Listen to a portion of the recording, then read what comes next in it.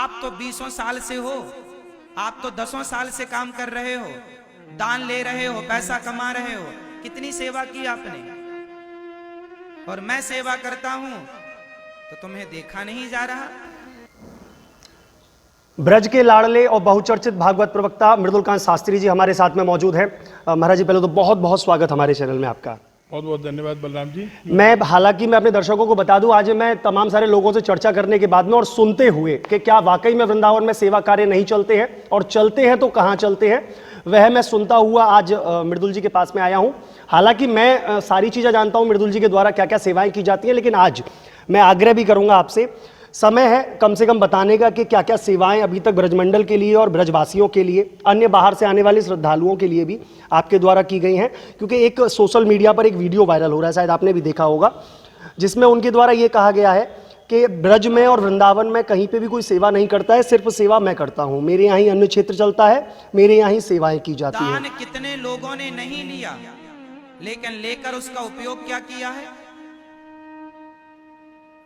कितने लोगों ने अन्य क्षेत्र चलाया। मैं तो चलो आज का बच्चा हूं, 2 साल 4 साल से आप लोग मुझे जान रहे हैं। यही तो लोगों को पच नहीं रहा कि 2 साल से आया बच्चा 4 साल से सब लोग जान गए उसे, वो सब सेवा कर रहा। आप तो 20 साल से हो, आप तो 10 साल से काम कर रहे हो, दान ले रहे हो, पैसा कमा रहे हो, कितनी सेवा की आपने।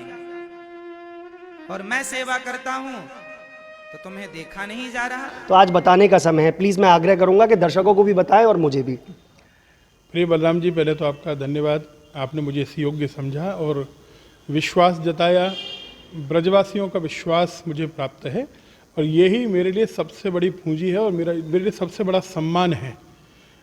मैं निवेदन करूंगा, कभी भी आपने किसी भी हमारी सेवा में कोई होर्डिंग नहीं देखा होगा, कोई बैनर नहीं देखा होगा, अपने चाहे विद्यालय हो चाहे हमारी अन्य सेवाएं हों, कहीं भी कोई प्रचार नहीं है। लेकिन आपने ये बात बिल्कुल सही कही, आज लोगों को प्रचार के माध्यम से ही पता चलता है।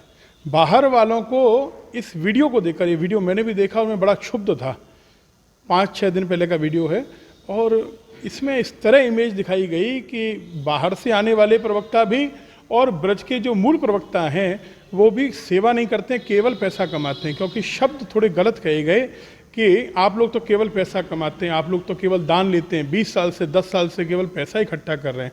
ये शब्द उचित नहीं है।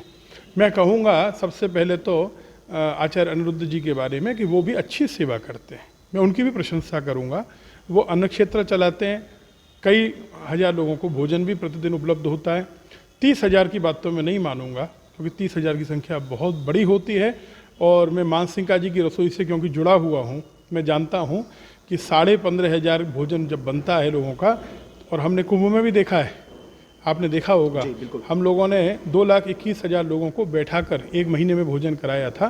तो हमको पता है कि लाइन से अगर भोजन भी कराया जाए तो कितना समय लगता है। 30,000 लोग इम्पॉसिबल टास्क है मेरे विचार से उस आश्रम में। लेकिन फिर भी हाँ, कितने हज़ार लोगों करते हैं इस संख्या में मैं नहीं जाऊँगा।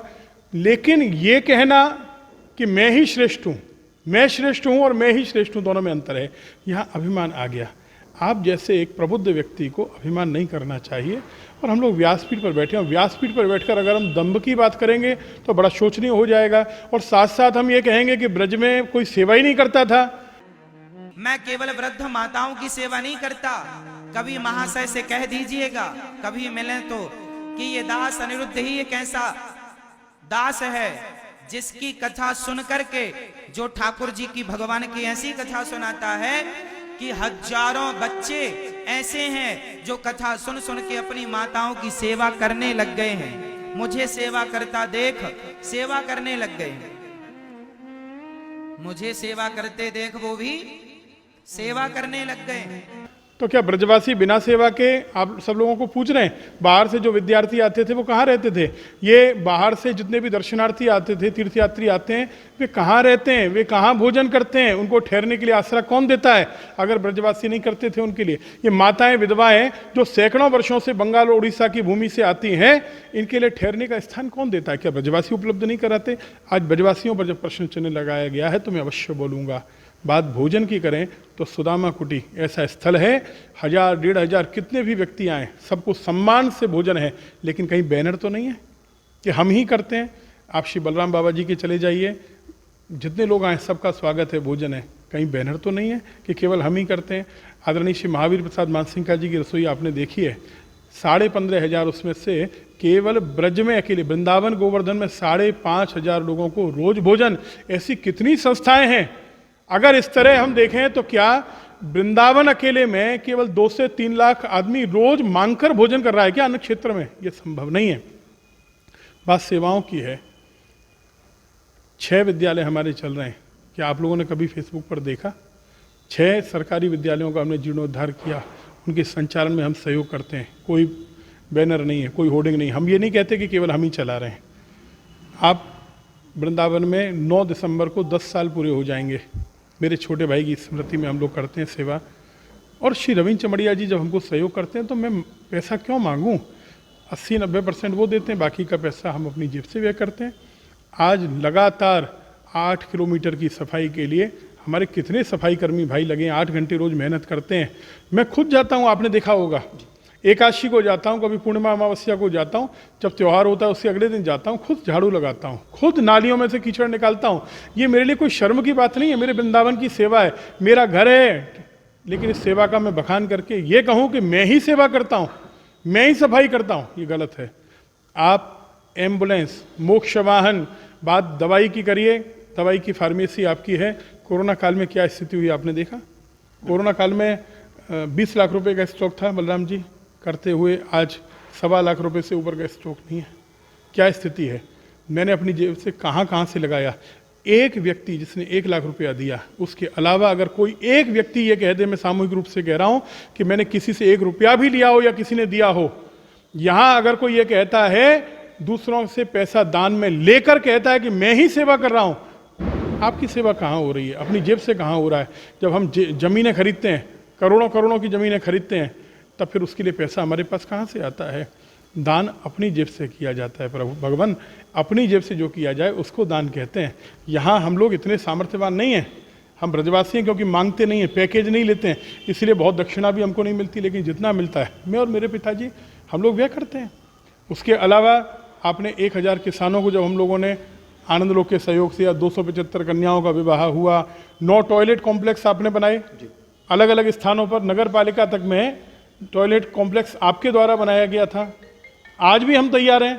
साथ ही साथ यहाँ से आप बात विधवा माताओं की सेवा की करते हैं कि मेरे अलावा मैं अकेला कथावाचक हूँ जिसके अलावा कोई माताओं की सेवा नहीं करता। तो मैं कहता हूँ, क्षमा कीजिएगा, जब माताओं के चरण दबाए जाते हैं तो कैमरा पीछे लेके नहीं जाया जाता है। अपने माता पिता के चरण दबाने के लिए कैमरे की आवश्यकता नहीं होती है। बलराम जी, आप भी अपने घर में दबाते होंगे माता पिता के चरण, मैं भी दबाता हूँ, सब दबाते हैं। ऐसे कितने कथावाचक हैं हमारे ब्रज में। मैं तो कहता हूँ सभी सेवा कर रहे हैं अपनी सामर्थ्य के अनुसार। हर कथावाचक, हर संत और हर ब्रजवासी, हर व्यक्ति जितनी सामर्थ्य होती है, कोरोना में भी किया, बाद में भी सब सेवा कर रहे हैं। लेकिन मैं ही करता हूँ। साथ ही आप थे, उसमें साक्षी थे, जब हमने श्री भगवान भजनाश्रम में विधवाओं के लिए कथा की थी। क्या हम ये कहें कि हमने ही की? हमने राधे धाम में केवल विधवा माताओं के लिए कथा की। हमने विधवाओं के साथ दिवाली मनाई, बार बार मनाते हैं दिवाली। तो हम ये कहें कि हमारे अलावा कोई नहीं करता है। महाराज जी, मैं यहीं 1 मिनट रोकना चाहूँगा। इस वीडियो में आपने जब सुना होगा तो आपने ये भी सुना होगा, कोरोना काल में विशेषकर सेवा मेरे द्वारा की गई, ये वाक्य भी उसमें कहा गया है। महाराज जी, अगर कोरोना काल की बात करूं मैं, तो शायद वृंदावन में और अन्य जगहों पर जब ऑक्सीजन की कमी सभी लोगों को महसूस हो रही थी, घर घर ऑक्सीजन बड़ी मुश्किल से पहुंच रहा था, लोगों की जान जा रही थी ऑक्सीजन के कारण, तब महाराज जी उठकर खड़े हुए और महाराज जी द्वारा अनगिनत ऑक्सीजन तो वितरित किया गया और साथ में मशीन भी लगवाई गई। महाराज जी से कुछ जाने तो महाराज जी, कितने घर ऐसे थे, कितनी जानें ऐसी थी जो कि उस समय जो चली गई थी ऑक्सीजन के चलते, फिर आपके द्वारा एक खुद बैंक बनाई गई और वहाँ से ऑक्सीजन दिया गया लोगों को, क्या था पूरा? बलराम जी, सैकड़ों जाने उस समय गई। हमारे वृंदावन में आपने देखा किस तरह गलियों में, मोहल्लों में अपनी लोग दम तोड़ रहे थे। आपके कई अपनों ने, मित्रों ने, सबने दम तोड़ा ऑक्सीजन के अभाव में उस समय। जी बिल्कुल, मैं समझ सकता हूँ महाराज जी की आंखों से उस भयावह दृश्य की वजह से आंसू जो झलक रहे हैं, ये वाकई में है। और ये वाकई में ये सेवा है, ये सेवा की वजह से ही ये आंखों में से जो आंसू झलक रहे हैं, ये आंसू रियल है, ये कोई बनावटी आंसू नहीं है, ये कोई दिखावा नहीं है, ये वो व्यासपीठ से एक बखान करने वाली चीज़ नहीं है कि मैं करता हूँ, लेकिन ये आंसू वो भाव है, वो प्यार है जो कि अपने ब्रजवासियों और ब्रजवासियों के साथ में जो अन्य लोग हैं जिनकी जानें उस समय जा रही थी, आस पड़ोस में जो लोग मर रहे थे ऑक्सीजन के चलते, उन दृश्यों को याद करके आए हुए ये वह आंसू हैं। मैं पहले तो बहुत नम्रतापूर्ण कहना चाहूँगा, कैसा था वो दृश्य और कैसे उनकी सेवा के लिए मन बना था आपका? मन बनाने की आवश्यकता नहीं पड़ती। हमारे घर में अगर कोई बीमार हो तो फिर आप किसी का इंतजार नहीं करते, उसको लेकर हॉस्पिटल दौड़ते हैं। 10 से 12 बॉडीज़ का अंतिम संस्कार हम लोगों ने खुद किया। जब लोग एम्बुलेंस में बेटा नहीं जाता था, भाई नहीं जाता था, तो हम लोग लेके जाते थे उनको, और भगवान की ऐसी कृपा थी, कोरोना उस समय नहीं हुआ हम लोगों को। आज भी वो कंसंट्रेटर बैंक चल रहा है, 27 कंसंट्रेटर्स। मैं नहीं कहता कि मेरे द्वारा 5 खरीदे गए, अपनी जेब से खरीदे गए, लेकिन अन्य 22 मुझे मेरे दानदाताओं ने दिए, उनका भी मैं बखान करता हूँ, हमेशा नाम लेता हूँ। 25 सिलेंडर का बैंक है, आज भी चल रहा है, आज भी कम से कम मुझे लग रहा है 20 कंसंट्रेटर और सिलेंडर आपके उठे हुए हैं। लेकिन हम इसका बखान करें, मैंने उस समय साइकिल रिक्शा तक चलाया। उस समय अगर कोई नहीं आया तो हमने ये इंतज़ार नहीं किया कि साइकिल रिक्शा वाला आएगा तब वो भोजन लेके जाएगा। 1 लाख भोजन के पैकेट बांटे। मजदूरों के पास जब जा रहे थे अपने गांव तो चप्पल नहीं थी, जूते नहीं थे, हम लोग वहाँ तक गए, उनको पहना के आए। लेकिन वो फेसबुक पे दिखा के हम लोगों ने पैसा नहीं मांगा, हम लोगों ने ये नहीं कहा कि हम ही कर रहे हैं। मैं आज भी कहता हूँ, बड़ी विनम्रता से कहता हूँ, हम लोग यहाँ से 8 साल हो गए, कितनी विधवा माताएं, 195 लगभग विधवा माताएं जिनके घर पे हम राशन बेचते हैं, एक का भी फोटो नहीं छप सकता है, एक का नाम उजागर नहीं हो सकता है। आप मांगेंगे, रजिस्टर यहाँ पर है, देख सकते हैं, लेकिन हम दिखाएंगे नहीं सार्वजनिक रूप से। जिनके घर में कमाने वाला नहीं बच्चा, उनके घर में हम देकर आते हैं। जो बच्चे भूखे थे, हम लोग रोज़ 1200 थैली दूध की बांटते थे, उनको नूडल्स दे के आते थे, सब दानदाताओं के सहयोग से। हम बंदरों को और गायों के लिए चना और ये इत्यादि खिलाते थे, रोज़ खिलाते थे, हजारों बंदर गायों को।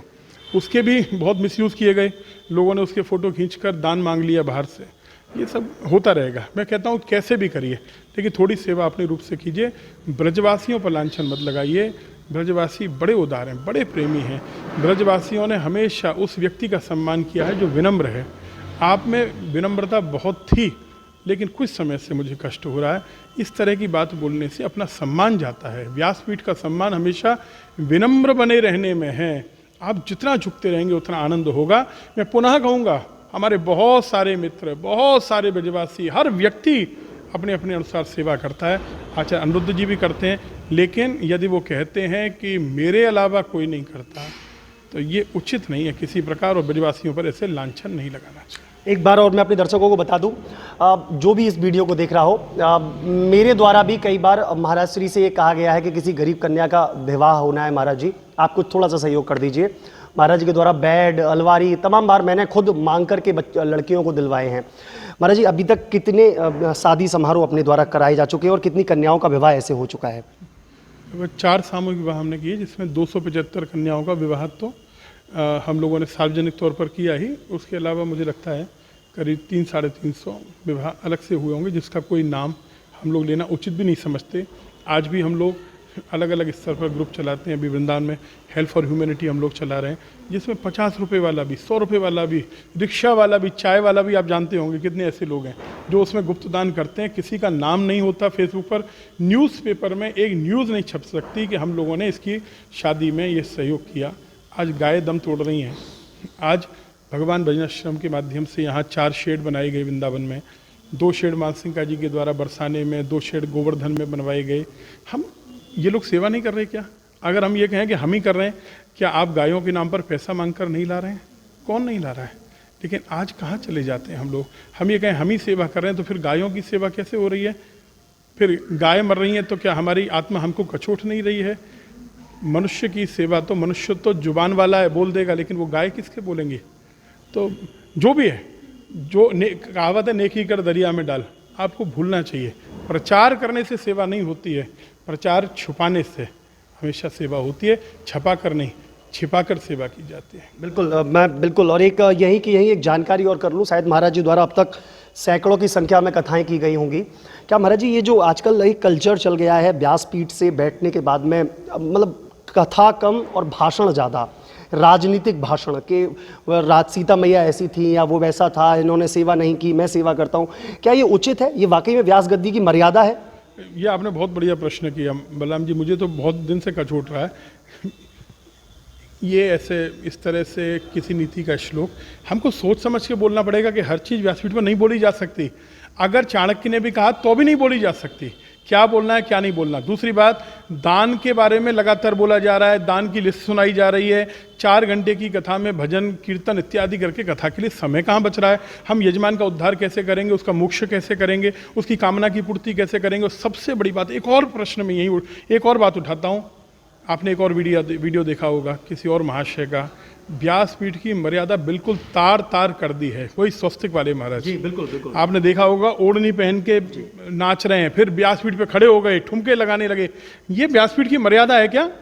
और आप बता रहे हैं व्यासपीठ पर ऐसे ऐसे मालिश करनी चाहिए, इससे शिवलिंग की सेवा हो जाती है क्या? इससे आगे की बातें कही गई हैं, थूकने से क्या होता है कोई बता रहा है। आजकल हम डेली देखते हैं, रील देखते हैं फेसबुक पर, उसमें बताया जा रहा है व्यासपीठ से रोज 4-4 वीडियो आ रहे हैं महाराज के। वो कह रहे हैं आंखों के नीचे काली झाई पड़ जाए तो कैसे क्या उपचार करो, स्किन बढ़िया बनानी है तो क्या करो, बाल काले घने करने तो क्या करो। ये कथा हो रही है क्या? इससे अच्छा ये है कि आप एक बढ़िया ब्यूटी पार्लर खोल लीजिए, उसकी चेन बनाइए। पूरे भारत में 100-100 करोड़ की ज़मीनें खरीदी जा रही हैं, 3-3 महीने में। वो पैसा कहाँ से आ रहा है? मेरे पास पूरे प्रमाण हैं। लेकिन मैं पुनः कहूँगा, व्यासपीठ की मर्यादा, आप जो कर रहे हैं अच्छा है, मैं तो कहूँगा सेवा करिए। आप पैसे से और खरीद रहे हैं, मैं कामना करूँगा 1000 करोड़ की सेवा करिए। मैं कहूँगा 5वें नंबर की रसोई नहीं, आपकी शुभकामनाएं हैं मेरी, पहले नंबर की रसोई आपकी बननी चाहिए। लेकिन हम उस समय ये नहीं कहें मेरी रसोई पहले नंबर की है। अगर हम भी नंबर की रेस में शामिल हो जाएंगे तो फिर हम लोग भगवान से क्या मिला पाएंगे दुनिया को। बिल्कुल सही बात है। आज ये चर्चा करने का उद्देश्य केवल इतना सा ही था। जो मैं कहते हैं कि मैं तो रावण जैसी की भी नहीं रही, जो कि बहुत ज़्यादा ज्ञानी भी थे और बहुत ज़्यादा मतलब महान भी थे, उनको सारे वेदों का ज्ञान था। लेकिन फिर भी जो मैं आजकल चल रही है, इस मैं को कहीं ना कहीं ब्राह्म तो लेना पड़ेगा। आज हमारे साथ मृदुलकांत शास्त्री जी रहे, उन्होंने तमाम सारी चीज़ें बताई, सेवा प्रकल्प बताए। ये तो कुछ सेवाएं थी जो कि महाराज श्री द्वारा गिनाई गई हैं, बताई गई हैं। हालांकि ये मैंने बुलवाया है ज़बरदस्ती, इस कैमरे को ऑन ना होने के पहले ही मेरी चर्चा हो रही थी, तो महाराज जी कह रहे थे मुझे नहीं है शौक, लेकिन फिर भी मैंने कहा कि आज समय है बताने का, बोलने का। अभी हमारी ये चर्चा लगातार निरंतर जारी रहेगी, तो कहीं मत जाइए, जुड़े रहिए न्यूज़ 11 के साथ।